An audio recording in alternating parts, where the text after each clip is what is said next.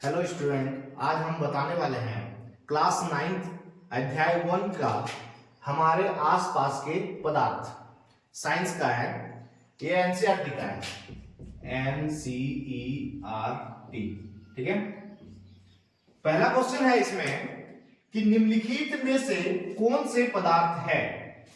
जैसे यहां दिया हुआ है कुर्सी, वायु, स्नेह, गंध, घृणा, बादाम, विचार, शीत, नींबू पानी, इत्र की सुगंध। इसमें से हमको उत्तर बताना है इसमें से कौन सा क्या है पदार्थ है। जिसमें मेरा उत्तर में है इनमें से कुर्सी, वायु, बादाम और नींबू पानी पदार्थ है, क्योंकि ये सब स्थान घेरते हैं और इनमें द्रव्यमान होता है।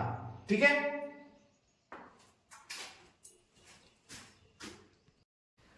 जैसे दूसरा नंबर का है, निम्नलिखित प्रेक्षण के कारण बताएं। गर्मा गर्म खाने की गंध कई मीटर दूर से ही आपके पास पहुंच जाती है, लेकिन ठंडे खाने की महक लेने के लिए आपको उसके पास जाना पड़ता है। ठीक है। जैसे इसका उत्तर होगा, गर्मा गर्म खाने के कणों की गतिज ऊर्जा अधिक होती है, इसलिए गैसीय कण हम तक विसरण विधि द्वारा आसानी से पहुंच जाती है। ठीक। उसके बाद है, जबकि ठंडे खाद्य पदार्थों के तापमान कम होने की वजह से ऐसा नहीं होता है। उसके बाद है, इसलिए गर्मा गर्म खाने की गंध कई मीटर दूर से ही हम तक पहुंच जाती है, लेकिन ठंडे खाने की महक लेने के लिए हमें उसके पास जाना पड़ता है। ठीक है। ये मेरा दूसरा का उत्तर हो गया। जैसे तीसरा नंबर का है, स्विमिंग पूल में गोताखोर पानी काट पाता है, इसमें पदार्थ का कौन सा गुण प्रेक्षित होता है। ठीक है। इसका उत्तर होगा, इसमें पदार्थ के निम्नलिखित गुण प्रेक्षित होते हैं। ए नंबर में है, जल के कणों के मध्य आकर्षण बल कम होता है, और बी नंबर में है, जल के कणों के मध्य दूरी अपेक्षाकृत अधिक होता है, जिससे उनके बीच पर्याप्त रिक्त स्थान होता है। ठीक। जैसे 4 नंबर का है, पदार्थ के कण की क्या विशेषताएं होती है। इसका उत्तर है, पदार्थ के कणों की निम्नलिखित विशेषताएं होती है। ए नंबर में है, पदार्थ के कण बहुत ही छोटे होते हैं। बी नंबर में है, पदार्थ के कण एक दूसरे को आकर्षित करते हैं। सी नंबर में है, कण निरंतर गतिशील होते हैं, और डी नंबर में कणों के मध्य रिक्त स्थान होते हैं। ठीक है। उसके बाद है, किसी तत्व के द्रव्यमान प्रति इकाई आयतन को घनत्व कहते हैं। तो होता है घनत्व इक्वल टू द्रव्यमान बटा आयतन। तो बढ़ते हुए घनत्व के क्रम में निम्नलिखित को व्यवस्थित करें। जैसे दिया हुआ है, वायु, चिमनी का धुआं, शहद, जल, चौक, रुई और लोहा। इसका उत्तर है कि बढ़ते हुए घनत्व का क्रम इस प्रकार होगा। ठीक है। इस प्रकार होगा, यहां पे जैसे लिखे हुए हैं कि वायु, उसके बाद वायु, चिमनी का धुआं, रुई, जल, शहद, चौक और लोहा। ठीक है। 2 का ए नंबर में है, पदार्थ की विभिन्न अवस्थाओं के गुणों में होने वाले अंतर को सारणीबद्ध कीजिए। जैसे यहां दिए 1 2 3 4 5। उसी तरह है, जैसे ठोस के बारे में है कि ठोस है, द्रव्य है, गैस है। तीनों के बारे में 3 सारणी बना दिया गया है। ठोस के बारे में कि ठोस आकार एवं आयतन निश्चित होता है। द्रव्य में आयतन निश्चित परंतु आकार अनिश्चित होता है। गैस में आयतन एवं आकार दोनों अनिश्चित होता है। ठीक है। उसी तरह ठोस का दूसरा नंबर में, पदार्थ के कण बहुत आसपास होते हैं। द्रव्य में पदार्थ के कण अपेक्षाकृत अधिक दूरी पर होता है, और गैस में पदार्थ के कण बहुत अधिक दूरी पर होते हैं। फिर ठोस में चले जाएंगे। 3 नंबर में, कणों के मध्य आकर्षण बल अधिकतम होता है। द्रव्य में कणों के मध्य आकर्षण बल कम होता है, और गैस में कणों के मध्य आकर्षण बल न्यूनतम होता है। 4 नंबर में है कणों की गतिज ऊर्जा न्यूनतम होता है। द्रव में है कणों की गतिज ऊर्जा अपेक्षाकृत अधिक होता है और गैस में है कणों की गतिज ऊर्जा अधिकतम होता है। ठोस में है 5वां नंबर ठोसों को दबाया नहीं जा सकता है। द्रव को नगण्य दबाया जा सकता है और गैस में गैसों को आसानी से दबाया जा सकता है। ये मेरा 7वें वन हो गया। ठीक है, अब है 2 का बी नंबर का निम्नलिखित पर टिप्पणी कीजिए। दृढ़ता, ठीक है, पदार्थ का वह गुण है जो उसे बाह्य बल के विरुद्ध अपने आकार को बनाए रखने की कोशिश करता है, उसे दृढ़ता कहलाता है। ठोस दृढ़ होते हैं जबकि द्रव और गैस दृढ़ नहीं होते हैं। ठीक है, उसका स्पिंडता के बारे में है कि दाव डालने पर किसी पदार्थ के आयतन में कमी आ जाने के गुणधर्म को स्पिंडता कहते हैं। ठोसों की स्पिंडता सबसे कम और गैस की सबसे अधिक होता है। ठीक है, उसके बाद तरलता, किसी पदार्थ के बहने के गुणधर्म को तरलता कहा जाता है। द्रव और गैस बह सकते हैं इसलिए उन्हें तरल कहा जाता है जबकि ठोस में यह गुण नहीं होता। उसके बाद है बर्तन में गैस का भरना। जब किसी गैस को बर्तन में भरा जाता है तो इसके कण बर्तन का संपूर्ण स्थान घेर लेते हैं। उसके बाद गैसों के कणों के मध्य पर्याप्त रिक्त स्थान उपलब्ध होते हैं तथा ये कण अत्यधिक गतिज ऊर्जा के साथ गतिशील रहते हैं। ठीक है, आकार आप दिया है। ठीक है, किसी पदार्थ का आकार उसके कणों के मध्य आकर्षण बल पर निर्भर करता है।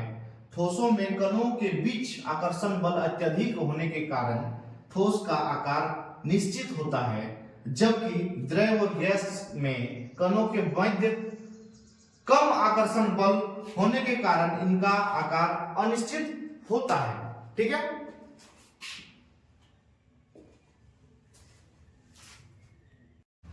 अब 3 नंबर में है कारण बताइए। गैस पूरी तरह उस बर्तन को भर देती है जिसमें इसे रखते हैं। इसका उत्तर होगा गैस के अणु उच्च गतिज ऊर्जा के साथ सभी दिशाओं में गतिशील होते हैं, इसीलिए गैस पूरी तरह उस बर्तन को भर देती है जिसमें इसे रखते हैं। ठीक है, बी नंबर में है कि गैस बर्तन की दीवारों पर दबाव डालती है। उसका उत्तर होगा गैस के अणु उच्च गतिशील रहते हैं जिसमें एक दूसरे से तथा बर्तन की दीवारों से टकराते हैं, इसीलिए गैस बर्तन की दीवारों पर दबाव डालती है। अब बोलता है गतिज ऊर्जा क्या है? बोलता है किसी वस्तु में अपनी गति के कारण जो ऊर्जा होती है उसे गतिज ऊर्जा कहा जाता है। किसी पदार्थ के कण की गतिज ऊर्जा तापमान बढ़ने पर बढ़ जाता है। घनत्व क्या है? घनत्व प्रति इकाई आयतन को घनत्व कहा जाता है। घनत्व बराबर होता है द्रव्यमान बटे आयतन। ठीक है, तो उसको बोलते हैं कि ठोसों का घनत्व सबसे अधिक, द्रव का कम और गैसों का सबसे कम होता है। ठीक है, सी नंबर में है लकड़ी की मेज ठोस कहलाती है। इसका उत्तर देना है कि लकड़ी की मेज का आकार और आयतन दोनों निश्चित होता है। यह कठोर होता है जिससे दबाया नहीं जा सकता है। इस गुण के कारण लकड़ी की मेज ठोस कहलाती है। ठीक है, उसका डी नंबर में है हवा में हम आसानी से अपना हाथ चला सकते हैं, लेकिन एक ठोस लकड़ी के टुकड़े में हाथ चलाने के लिए हमें कराटे में दक्ष होना पड़ेगा।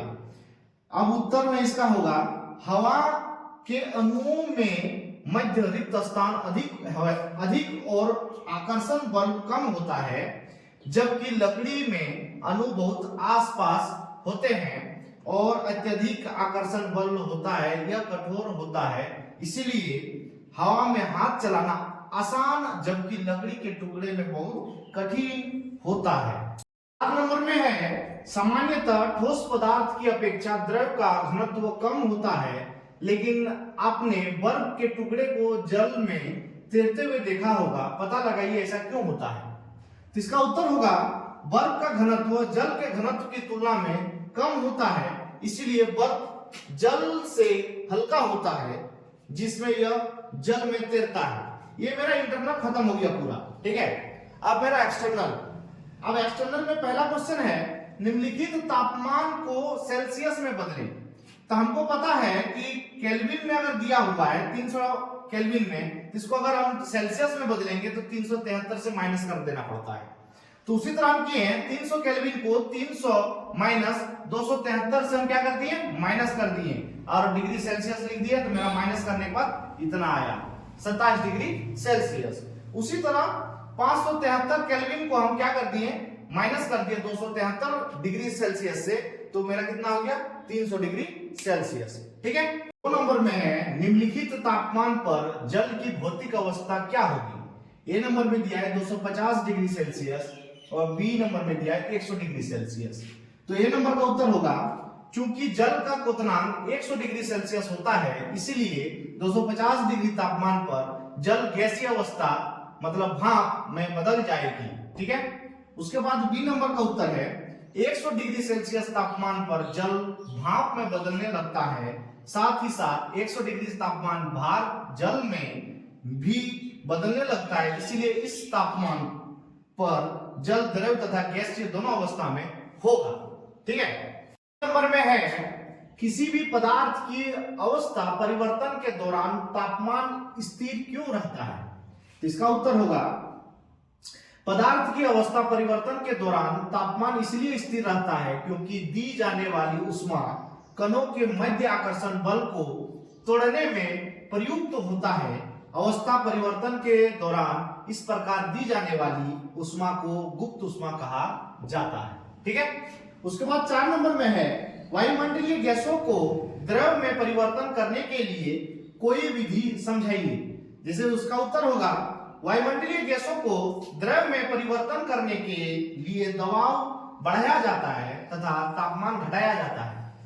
ऐसा करने से गैसों के कण पास पास आ जाते हैं और उनके बीच आकर्षण बल बढ़ जाता है। इस प्रकार वायुमंडलीय गैस को द्रव में परिवर्तन किया जाता है। में है, गर्म शुष्क दिन में कूलर अधिक ठंडा क्यों करता है। इसका उत्तर है, कूलर अपने आसपास नमी की मात्रा को बढ़ा देता है। वायु में उपस्थिति जल के कणों का वाष्पीकरण होता है, जिससे ऊष्मा अवशोषित होता है। गर्म शुष्क दिन में वातावरण में नमी की मात्रा बहुत कम होती है, इसीलिए वाष्पीकरण दर बढ़ जाता है। इस प्रकार वाष्पीकरण दर बढ़ जाता है। इस प्रकार वाष्पीकरण की तीव्र दर के कारण कूलर वातावरण को अधिक ठंडा करता है, ठीक है। उसके बाद दूसरा नंबर का है, गर्मियों में घड़े का जल ठंडा क्यों रहता है। उसका उत्तर होगा, मिट्टी के घड़े में असंख्य छिद्र होते हैं और इन छिद्रों से लगातार जल बाहर रिसता रहता है, जिसका वाष्पीकरण हो जाता है। वाष्पीकरण से ऊष्मा की हानि होती रहती है। इस प्रक्रिया में जल से ऊष्मा घड़े में जाती है और वाष्पीकरण प्रक्रिया में क्षयित हो जाती है। अब बोलता है, एसीटोन या पेट्रोल या इत्र डालने पर हमारी हथेली ठंडी क्यों हो जाती है, ठीक है। इसका उत्तर होगा, एसीटोन या पेट्रोल या इत्र डालने पर यह हथेली या उसके आसपास की ऊष्मा प्राप्त कर वाष्पीकरण हो जाता है। वाष्पीकरण से ऊष्मा की हानि होती है, इसीलिए एसीटोन या पेट्रोल या इत्र डालने पर हमारी हथेली ठंडी हो जाती है, ठीक है। अब चौथा नंबर क्वेश्चन है, कप की अपेक्षा प्लेट से हम गर्म दूध या चाय जल्दी क्यों पी लेते हैं, ठीक है। तो उसके बाद इसका उत्तर है, प्लेट की सतह का क्षेत्रफल कम की सतह की क्षेत्रफल से अधिक होता है।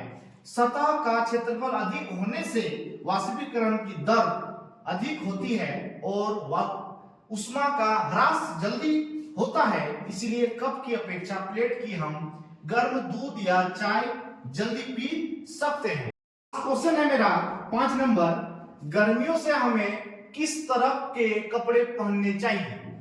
तो उसका उत्तर है गर्मियों में हमें सफेद या हल्के रंग के सूती कपड़े पहनने चाहिए। सफेद या हल्के रंग उष्मा का अवशोषण नहीं करते हैं, जिससे हमें गर्मी का एहसास नहीं होता है। साथ ही सूती कपड़ों में छिद्र होते हैं, जिससे पसीना अवशोषित हो जाते हैं और वाष्पीकरण तेजी से होता है। ठीक है, ये मेरा चैप्टर 1 कंप्लीट हो गया। धन्यवाद।